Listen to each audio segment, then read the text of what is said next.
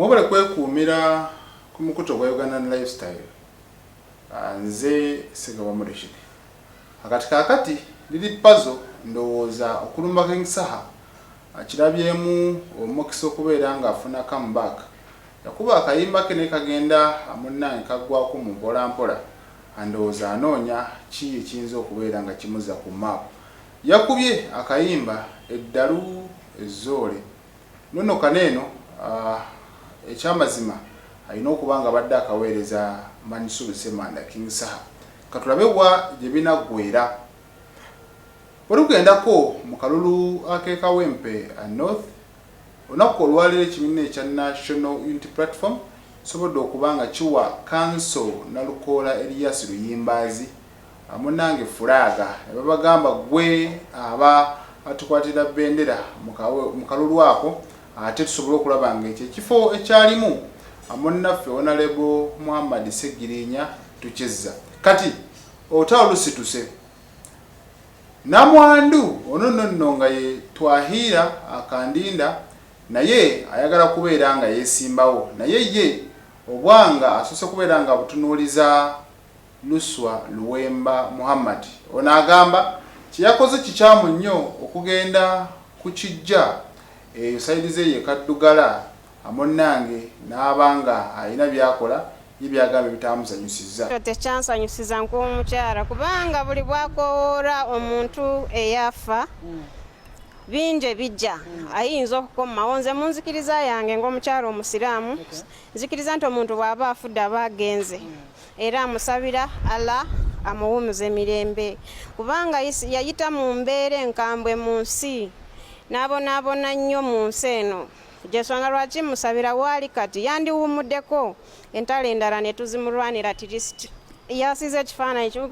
Nze ng'omuntu yandabikidde ng'omusezisezi emisana tukutuku n'ogenda ku maraaro n'obwoba ng'okoowora ebintu ebyo kati tuli mu modern world at least ebimu obikwekakwekako naye tekyabadde ekintu kyavunaanyizibwa ate oluusi ayinza okutukosa nkaffe abakyala kuba bw'akomawo kyemanyi ayinza okutandikira kuffe ate n'atuleetera obuzibu. Ffe tumusaba oyo bw'aba akomewo era agende eyo ewa Alex eyamuyise byonna byamutuusaako abituuseko oyo.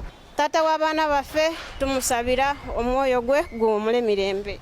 Bambi omwami waffe yabonaabona nnyo mu mbeera y'ensi tubasaba buli omu waali amusabira wumule. Mwena abagamba fight hard yalwana nnyo ng'akyali ku nsi kakati bino ebirala ebisigadde takyasobola kuba kati mufu era n'obwalwana tekijja kusoboka. Era nkubiriza abasiraamu bonna we bali n'abantu abajja mu luvannyuma baleke kutyoboola ekitiibwa ky'obusiraamu baleke kutyoboola ekitiibwa ky'abasajja kuba mubala mu basajja abakulukulu oba abasajja b'ekitiibwa ababadde mu nsi. Wakati mu mbeera eyo ono yagaseko n'okugamba ono bw'aba ayagala kusitula muzimu ogwa Segirinya agusitule nga gugenda wuwe wabula so si eri bannamwandu.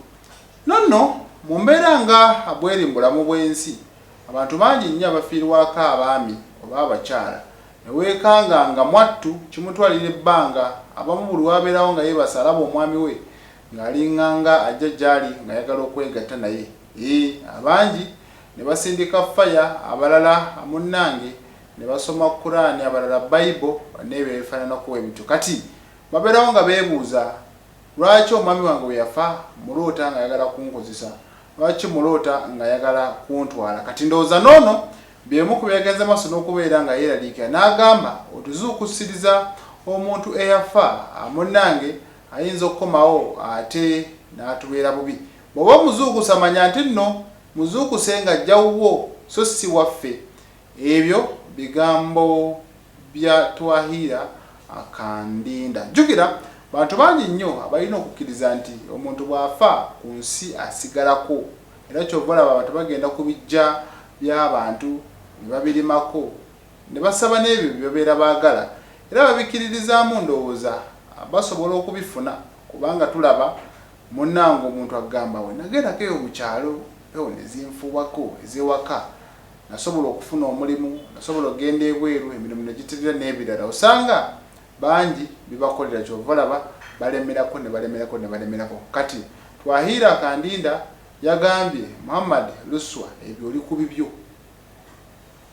kola ebirala naye nga togenze ku kijja kuba bingi byogenda okubeera nga ositula ono nno ne ku kitebe obadde bawa munne nalukoola kaadi tasobodde kulabikako ono tabaddeeyo ekiraga nti ayinza okubanga enkola ya demokrasi nuupu gyetembeta eteyagitegedde bulungi nnyo katulinde tulabe ebinaddirira nze Segaba Muleshid